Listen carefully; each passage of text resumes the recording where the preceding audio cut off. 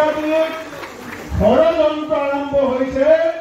বৰ্তমান দিছপুৰত থকা চৰকাৰখনৰ নেতৃত্বত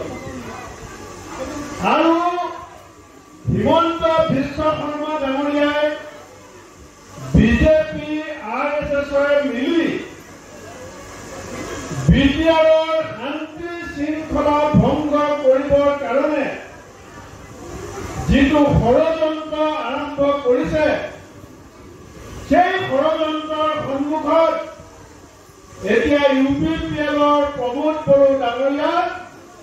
আৰু বিপিএফৰ হাগ্ৰামা মহিলাৰী ডাঙৰীয়াই সব কথা গম পোৱাৰ পাছতো তেওঁলোকৰ এতিয়া উপায় নাইকিয়া হৈছে তেওঁলোকৰ এতিয়া উপায় নাই কিমান বস্তুৰ দাম বাঢ়িল অসমত কিমান দুৰ্নীতি ভ্ৰষ্টাচাৰ হৈ আছে বিজেপিয়ে কিমান সাম্প্ৰদায়িক বিভাজনৰ ৰাজনীতি কৰি আছে কেতিয়াবা ইউপিপিএল আৰু বিপিএফে বিজেপি চৰকাৰৰ বেয়া কামৰ বিৰুদ্ধে